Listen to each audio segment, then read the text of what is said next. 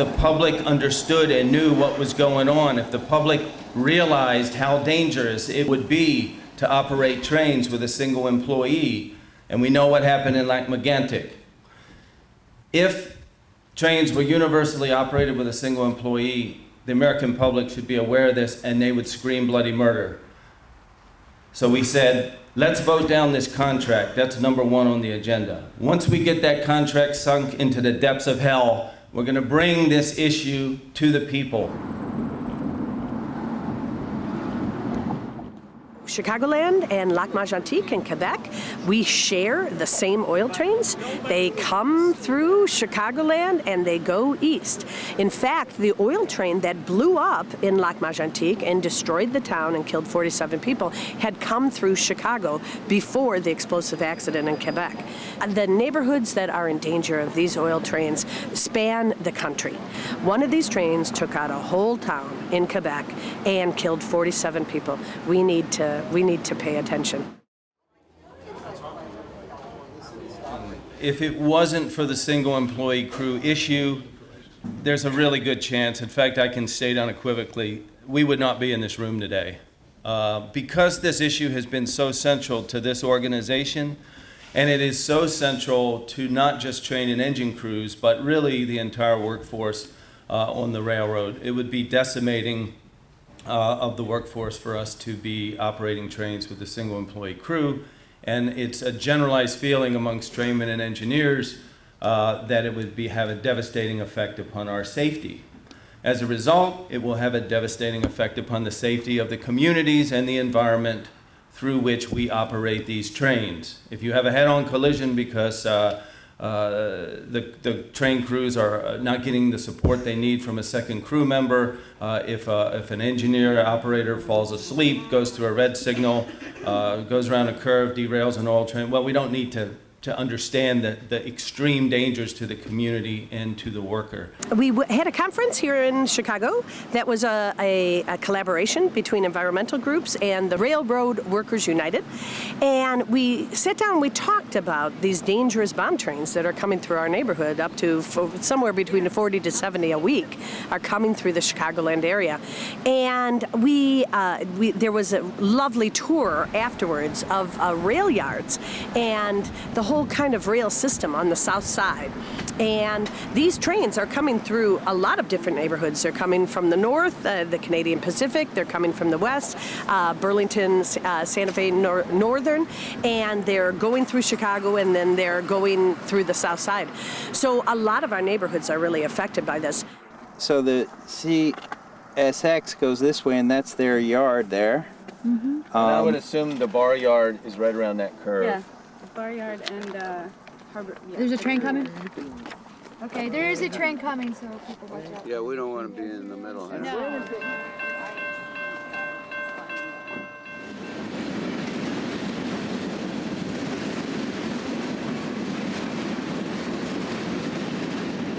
In some cases, you wouldn't want the gates to come down at all in certain areas, and so you would have an actual manual operator. Right. You would determine that. And would there have with to be a switchman down here too? A switchman? No. There used to be an operator in there. I don't know if there still is, and the operator would control the movement through all these, through the junction.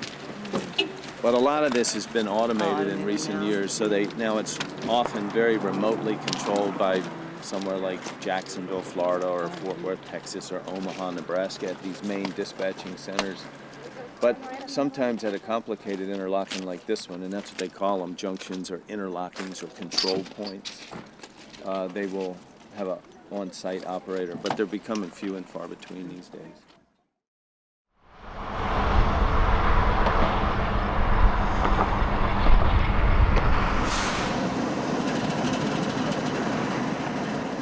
All the railroaders in the room, you guys all know what it's like to run a long, heavy train as opposed to something short and light. The long, heavy trains reduce your options as an engineer or a conductor in many ways. I'd be up here forever if I tried to distinguish all the ways that it does reduce your options.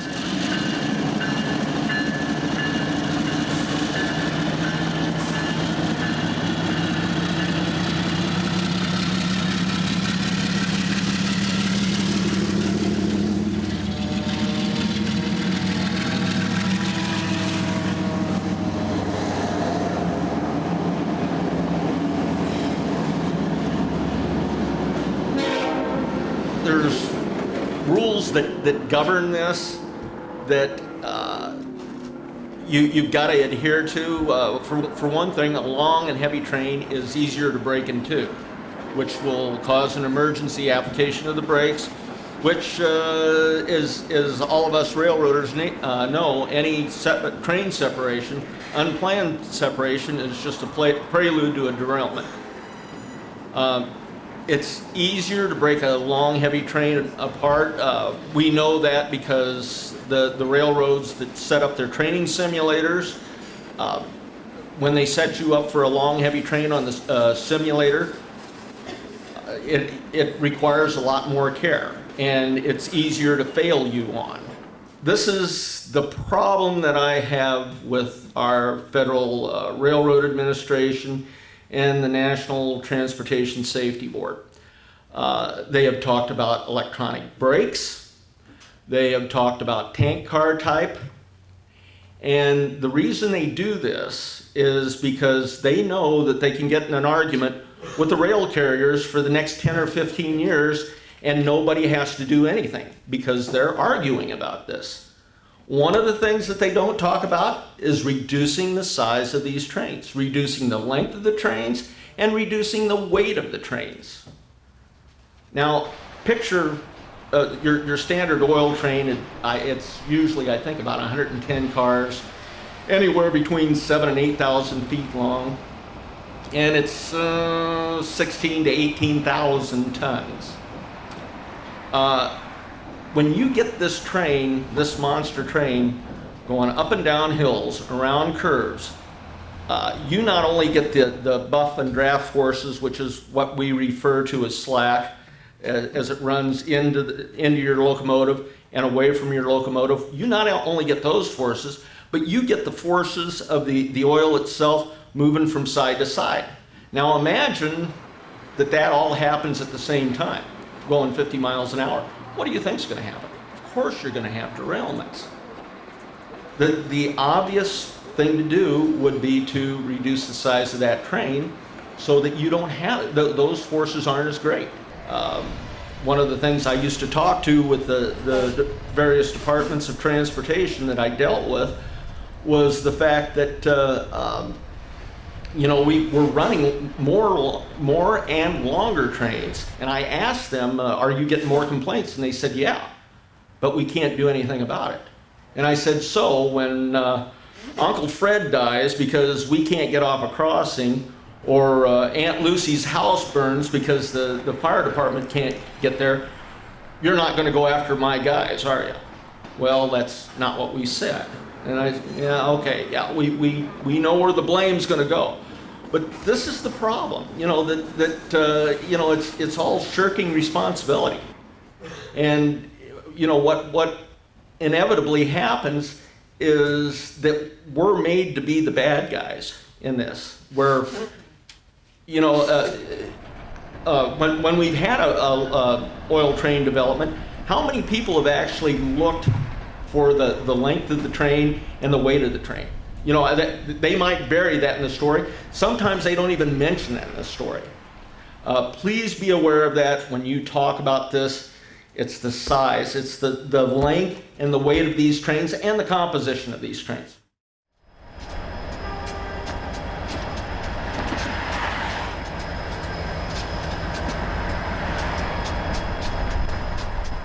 The first thing that's worth pointing out is a generation ago, or just over a generation ago, train crews tended to have 5 or even 6 crew members. There was a caboose. There was 1 or 2 crew members in the caboose, and there may have been 2 or 3 on the head end. And I'm not going to go through how it happened, but through a series of agreements, often the unions went on strike. Under this thing under Railway Labor Act called Presidential Emergency Board, they're ordered back to work and so forth. And I won't go into all the specifics, but we've pared it down from 6 and 5 to 4, 3, and now 2. And it's been at 2 for the most part for the last 20 odd years or so, probably since 92 or so, 93. We've been at a standard of 2. Well, in 2004, The National Carriers Conference Committee, the NCCC, is an umbrella organization for most of the big, what they call Class 1 rail carriers in the United States, and they bargain as a group with the unions. Their bargaining demand was identical to the UTU and the BLE, the two unions of the operating crafts. And basically what they said, without saying single employee crews, because they didn't want the inflammatory language, they said basically, it's inefficient, the current operations. We, the employer, wants to reserve the right from here on to state how many crew members will operate a train. Well, you can't operate a train with 1.5 crew members, so you know what they mean. They mean reduce it from 2 to 1. So we raised the alarm, and that's where our organization came out of, was that specific fight. In 2005, we organized a group called Railroad Operating Crafts United. We said if the railroad operating crafts do not stick together, we are going to be operating trains with single employee crew. Why? Because this is what the carriers have done to the unions for over a century. They divide and conquer. They're going to say, BLE, how low can you limbo? UTU, you want the last man standing became the phraseology. We're going to visit, do you remember in the presentation about logistics, there was a point where all the trains switch and how Chicago was a central place to the crude oil by rail? We're going to visit one of the crude by rail terminals. That's a major hub in the continental logistics of crude by rail. Is that correct? Here is where you see them main line moving through, right? So these trains don't stop on the main line. They get inspected because there's inspections that happen every few hundred miles. The train companies would like to have it every few thousand miles. So whatever moves on that line only stops for inspection purposes. And then other lines are where things get disassembled, right? Trains get disassembled or reassembled. And that's what you see on the south side. What you see on the north side of the yard is the sorting out of container traffic, which is quite different when you're moving containers versus you're moving bulk industrial goods. And then you see the lift, the cranes that are lifting, and they're basically lifting the containers off the trains to load them onto the trucks. Well, what we've seen was probably the conductor off this train that's on this track here. He got off the engines and he's walking down and lining their route out of the track and wherever they're going to from here. But he's got to line the route out before they can come out. The tower, that's where the yardmaster's at, who's basically in charge of all the movements in the yards. He's the guy that sees that all the cars are switched correctly. They end up where they're supposed to. He's the guy that controls all the movements. If you're on a train here in the yard and you've got to make a move, you got to have his authority to do it, or you'll wait for his instructions to do what you're supposed to do. I've worked my last 10 years before I retired was working yards, something like this, and you know, you're just switching cars. You get a list of the cars in each track, and okay, these cars go here, these cars go there, and you move them around according to where their final destination. Put it together. It's a good job, you know. Those jobs like this aren't road jobs where with these jobs you're home every night.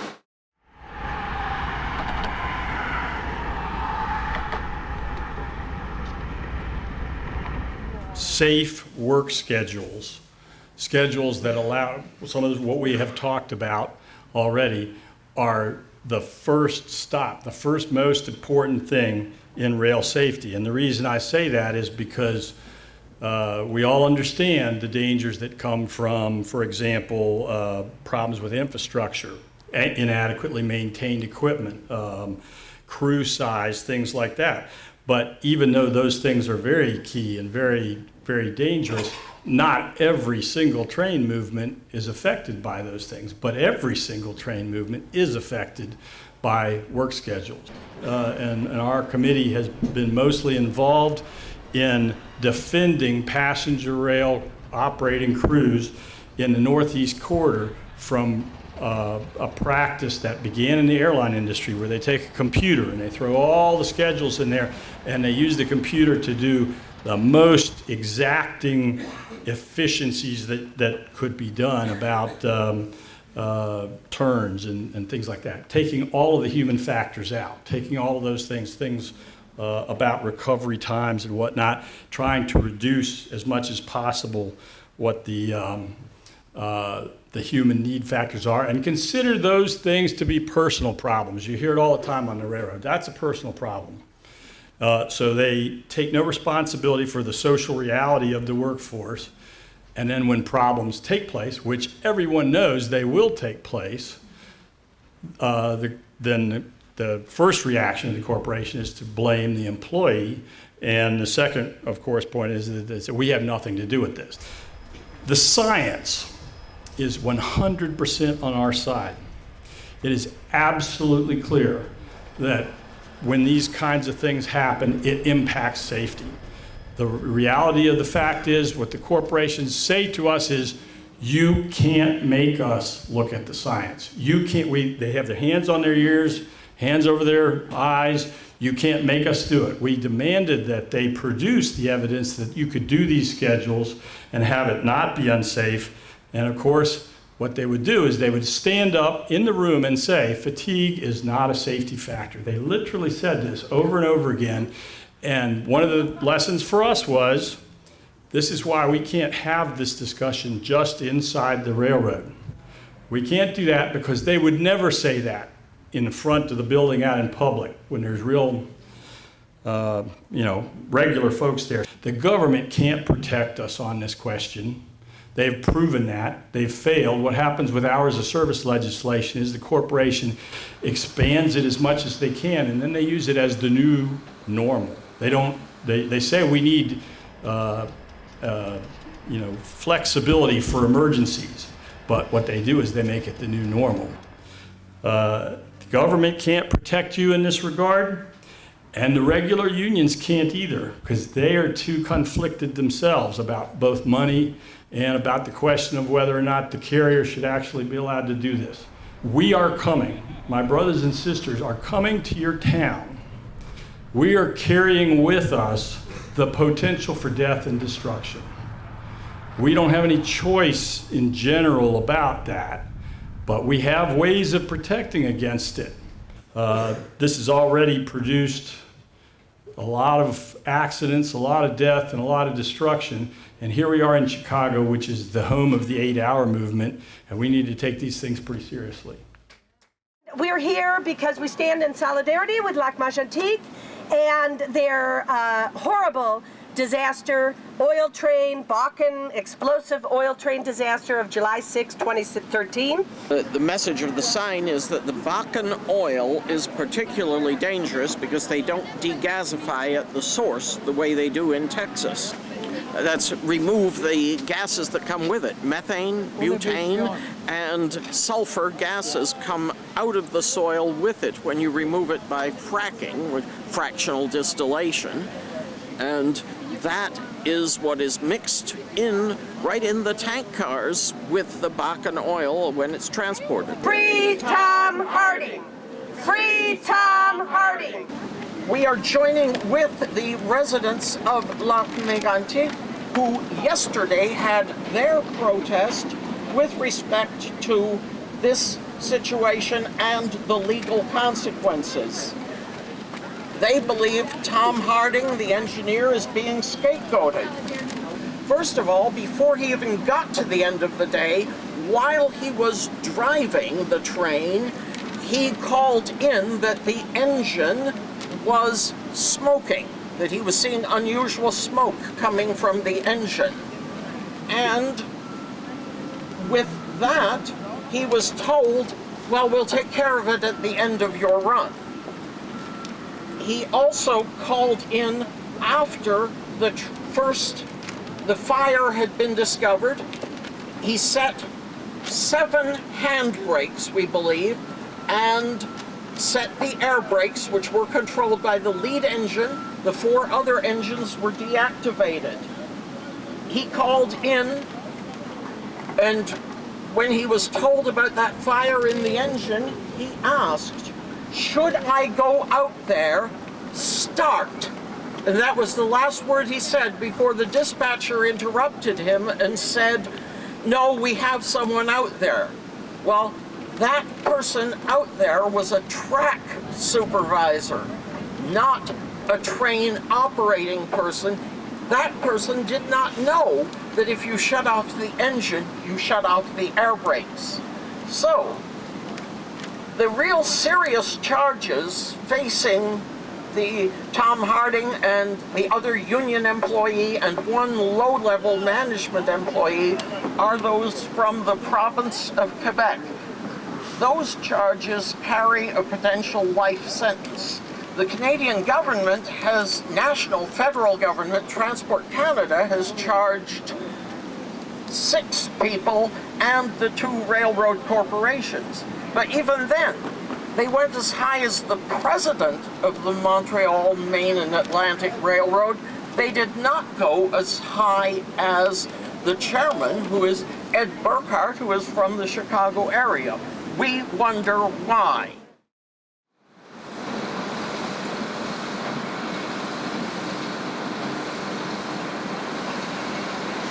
With all this discussion of railroad irresponsibility and callousness and so forth, you would think they'd be like, oh, we don't care about safety. The railroad talks about safety constantly, incessantly. They beat you over the head with it. But when they talk about safety, they don't mean, let's get rid of all those hazards. Let's light up the South Yard. Let's pick up all those tripping hazards. Let's eliminate the problems. Let's get rid of crew fatigue. They don't even acknowledge there is such a thing as crew fatigue. They have never acknowledged that fatigue is an existing thing on the railroad. So they're not talking about elimination of hazards. When the railroad talks about safety, they're talking about your behavior as a worker. So unfortunately, they connive, cajole the unions way too often into joining them in this little exercise in human manipulation. And so you have the union and the company. We're in this together. We believe in safety. And they hand out jackets and trinkets, and they have lunch, and they give people time off work to take part in the joint, I love it, safety committee. This is a huge problem. It demoralizes and confuses us. Nobody who works in a dangerous industry like ours wants to go to work and say, I don't care about safety.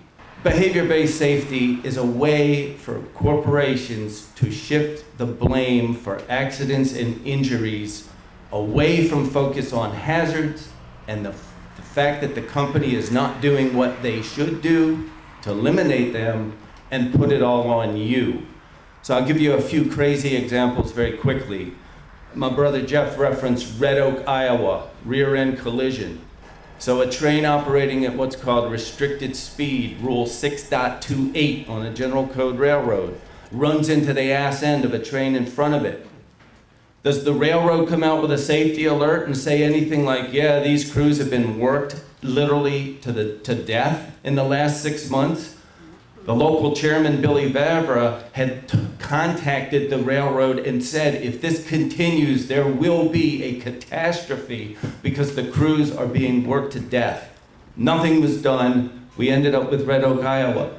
The safety alert that comes out, what does it say? The crew violated a series of rules, one of which apparently they slept on the job. It's against the rules. They violated Rule 6.28, operating at restricted speed. It's absurd. This happens every time there's any kind of an accident. The company says, let's look at the behavior that led to the accident. They get people's brains completely tied up and confused because what they needed to look at is how much rest did this crew get in the previous few starts, few weeks, few months, or any of the crew. They're not going to talk about that question. This is not rocket science. It's obvious. We've done numerous workshops. We've invited our experts in to let people know this is what's going on. You need to have a union-based approach where you focus on hazard elimination, not worker behavior. Because as long as we're looking at our behavior, we're looking at safety as something internal to us. It's to make an analogy, if you're sleeping on a park bench or under the bridge, it's your fault. You lack hard work and perseverance. And by the same token, if you're Warren Buffett or Bill Gates, it's because you worked hard and you deserve it. That's why you have that kind of money. It's all bullshit and it's bad for you. as that great comedian, what's his name, once used to say. George Carlin, yeah. Eliminate the hazards, don't blame the victims. And that's in a nutshell what behavior-based safety, our fight against BBS is all about.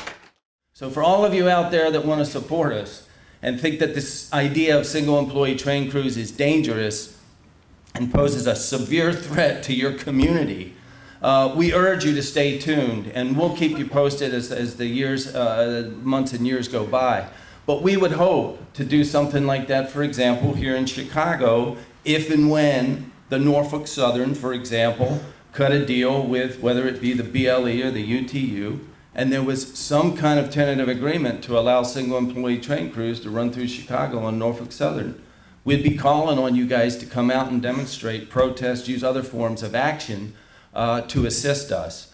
So to make a long story short, and it is a huge long story, this is where we're at on the single employee train crew issue. And I think what I'll do is I'll just wind it up there. I haven't been red flagged yet, but I feel like I'm pushing up against the 10-minute limit. So we'll No. How long have I been up here? Seriously? Yeah, you're I am over, okay. So we'll stop right there and take some questions and comments.